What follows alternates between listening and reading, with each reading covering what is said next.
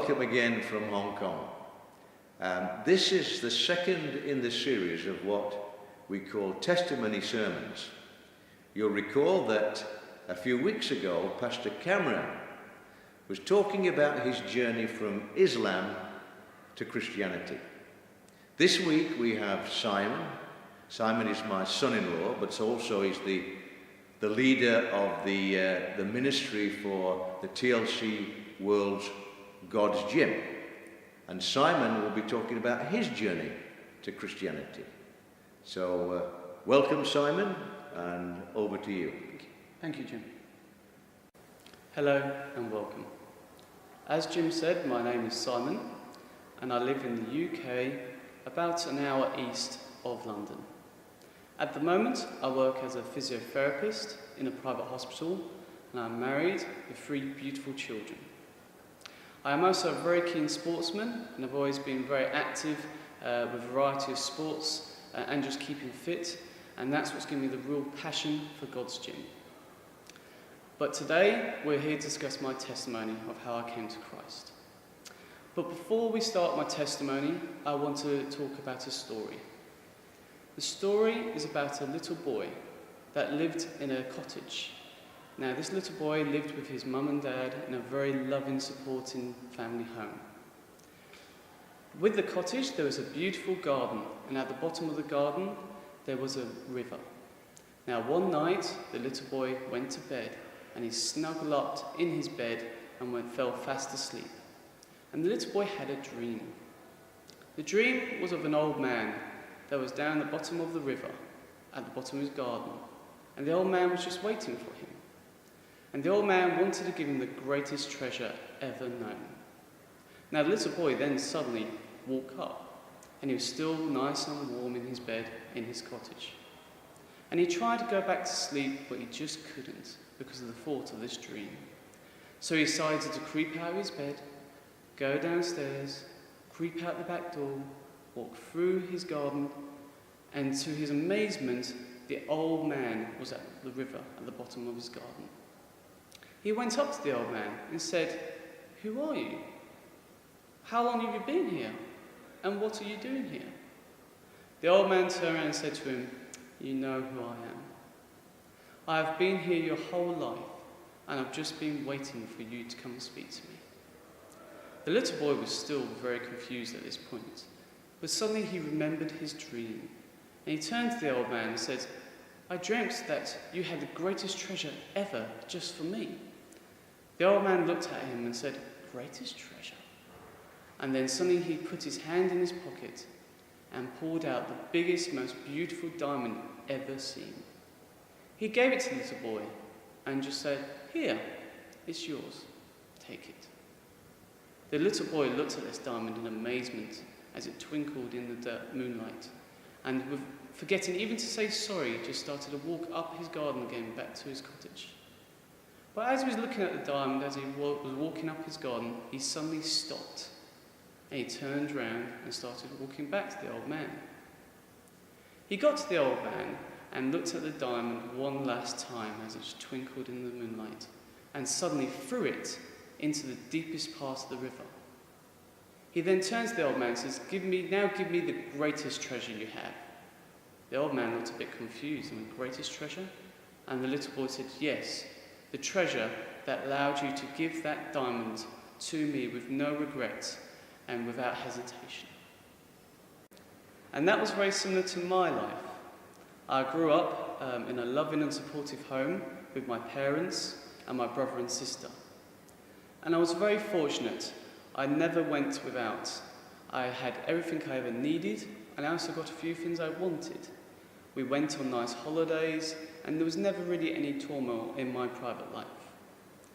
But that story is, like I said, very much how I lived my life. I lived a very materialistic world. Example of this is when I got to teenage years, I got a new mobile. And with literally 2 weeks of having this latest, most fanciest mobile ever, I was already thinking about the next mobile I could get. I was never happy with what I had. I was always looking at the next thing I wanted. And this went on in various things in my life, whether it was a car, like I said, mobiles, computer games, PCs. I was never content. There was always something missing in my life. Now, I always believed there was a God.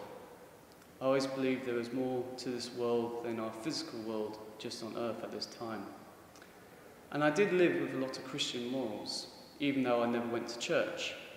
To my friends, I was known as the sensible, boring one, because I was always the one getting them out of trouble or stopping getting them into trouble, because I was telling them, no, you shouldn't be doing that, or you shouldn't be doing this.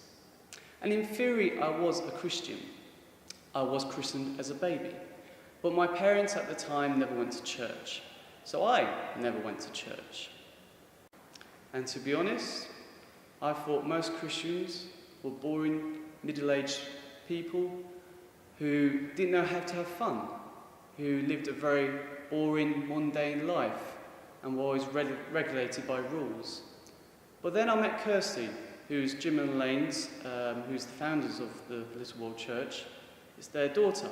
I met her when she was at university. And she proved that being a Christian doesn't mean you have to be boring. You can be fun, you can be young, and you can be normal. And in fact, to begin with, I didn't even know Kirsty was a Christian. I got to know her first, and then she told me about her faith. And obviously, by knowing her first, I was much open to listen to her faith. Now, the first time I went to church was actually in Sheffield, in the UK. Kirsty and I went up to see Elaine, her mother, in Sheffield, when she came over to the UK one time.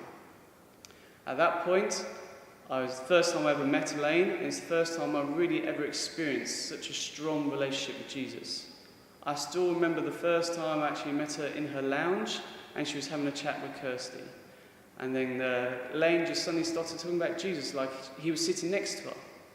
I have to admit, at this time, I was a bit confused and slightly concerned with what was going on, because I didn't know anything really about the relationship that's so important to Christians. But, out of politeness, I just nodded and said yes, a lot. And then the next day, she said she wanted to take us all to church. So we went to church in Sheffield. And the church was lovely. There were very nice people, very welcoming. I enjoyed the atmosphere, enjoyed the sermon, and everything else. And at the end of church, I thought in my head, I've made through it, I've got through it, I've survived. And we went for some lunch. And then Elaine announced to me that we were going to another church in the evening, which, as you can imagine, for someone who never went to church in their life, to suddenly go to 2 churches in one day was quite a shock to the system. Now, because I enjoyed my church experience in Sheffield, and I did survive, I decided when we got back to Chelmsford in the UK that I would go to the church Kirsty went to, which is called Meagate Church. And that was a very vibrant church. It was a lot different to the other churches that I experienced. And I still remember the first sermon from the vicar there, because he cracked a joke. He made a joke halfway through his sermon. And I have to admit, I was sitting there going, vicars aren't supposed to make jokes. They're supposed to just preach and tell us not what to do. And again, this immediately opened up a whole world of my stereotypical Christian really isn't a stereotypical Christian. It was just what I thought was a Christian. Then I kept going there for several months, and then we went, in 2005, Kirsty and I went to Hong Kong to see Jim and Elaine. And Jim and Elaine very kindly went through the Alpha course with me. Now, people that don't know what the Alpha course is, it's a course normally once a week where you just find out more about who God and Jesus are. There's lots of different topics that you discuss, and it's designed to just explain to you what Christianity is all about.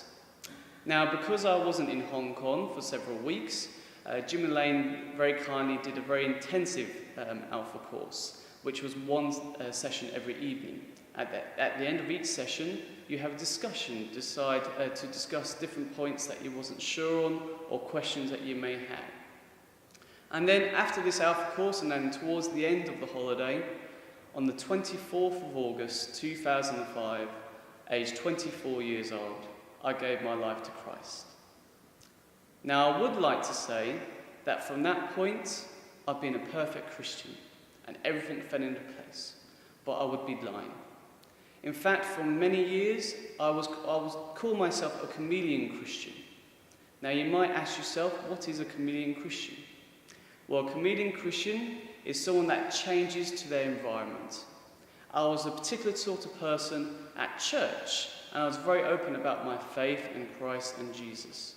But when I was with my friends, I didn't really have any Christian friends before coming to Christ, I was a completely different person.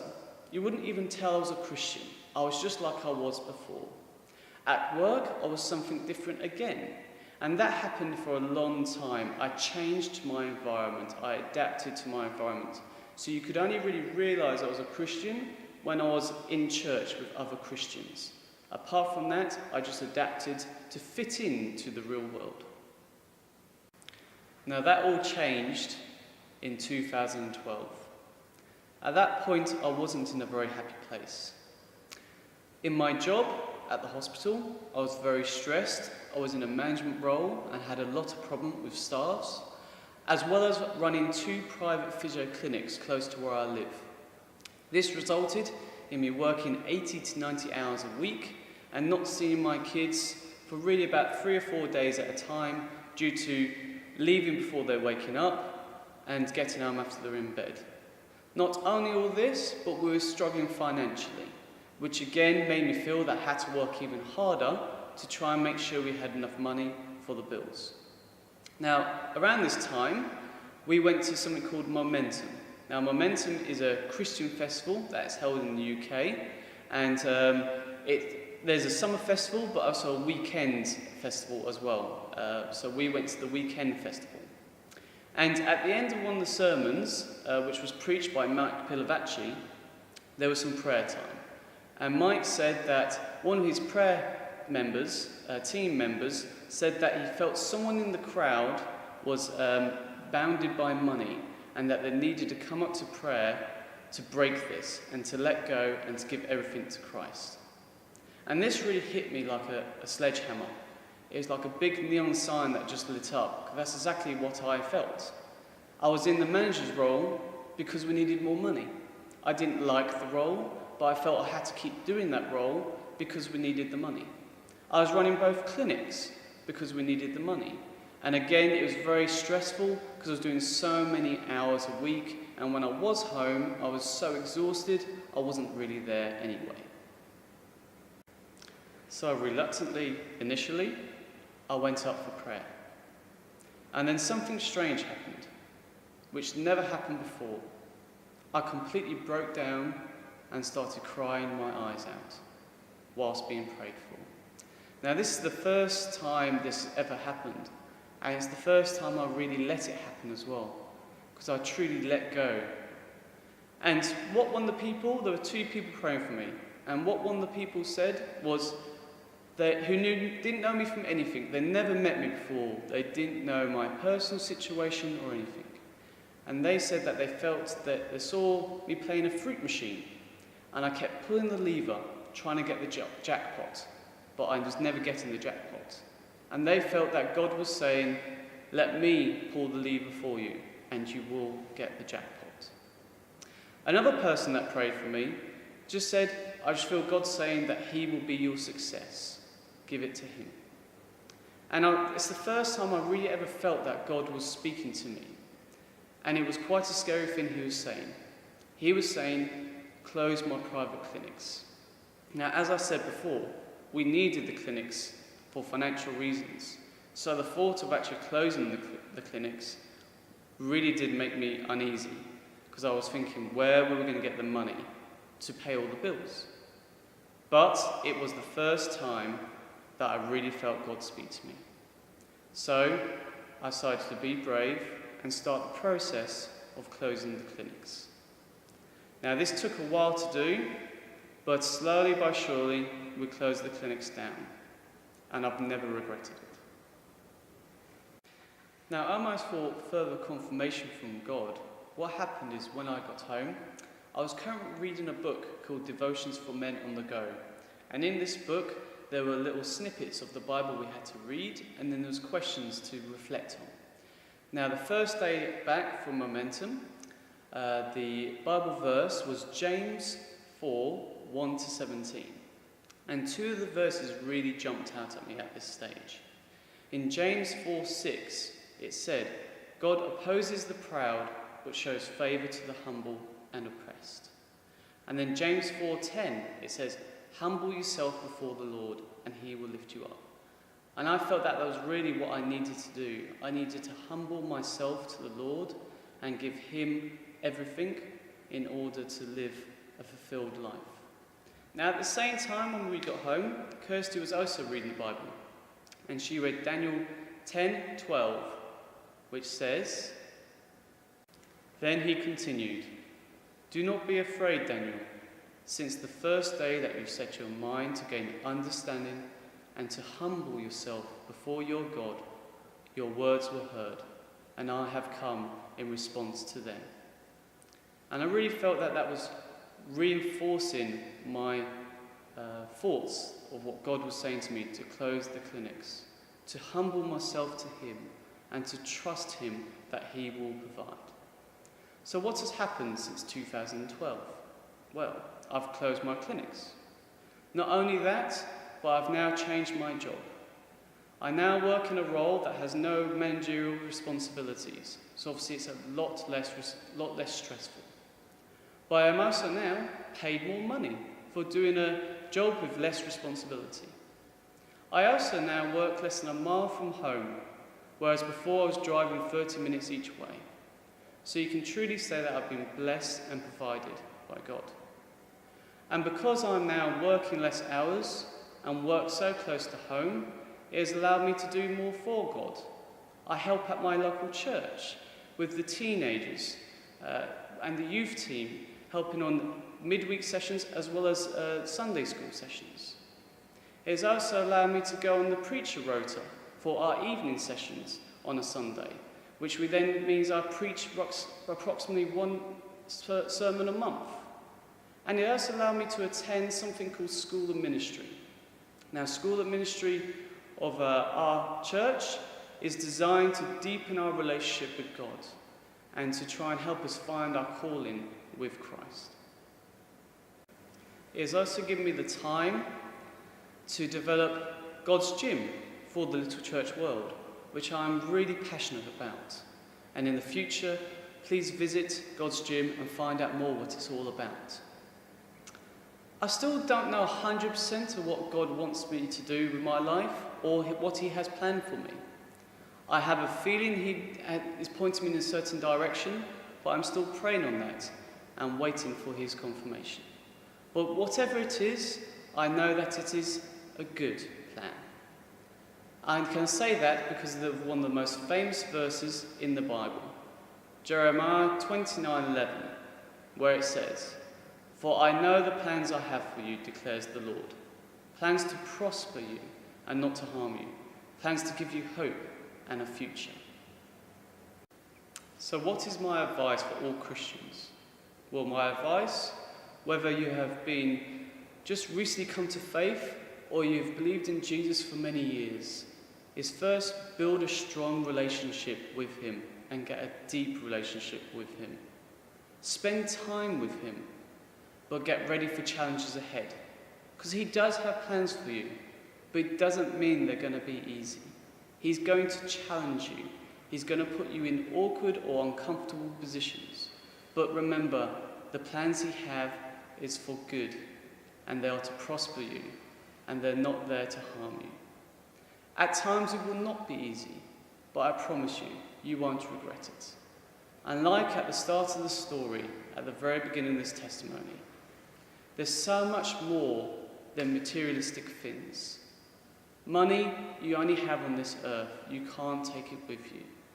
You need to invest into what you take beyond here, because there's so much more to us than physical beings. So I say, do what that little boy did. Take that diamond, throw it deep into that river, and look to the old man, look to God, and find out what is the greatest treasure. And that is forever life. Jesus died for us. He gave us the greatest treasure by going on that cross. All you have to do is to be brave enough to throw that diamond into the river and just follow in his grace, and trust me, you will not regret it. So thank you very much for this message, Simon. I want to speak to the non-Christians who've been watching this message. I want you to know that the Little Church World will provide you every support, if anything that Simon has said, which has touched you and you'd like to begin on your journey towards Christ. I'd like to just say that if you email admin@thelittlechurchworld.org, we have literature that we will provide for you, and we have people there who are willing to help you to walk your journey towards Christ. All that remains for me to say now is goodbye from Hong Kong, and I'll be with you next week. Goodbye.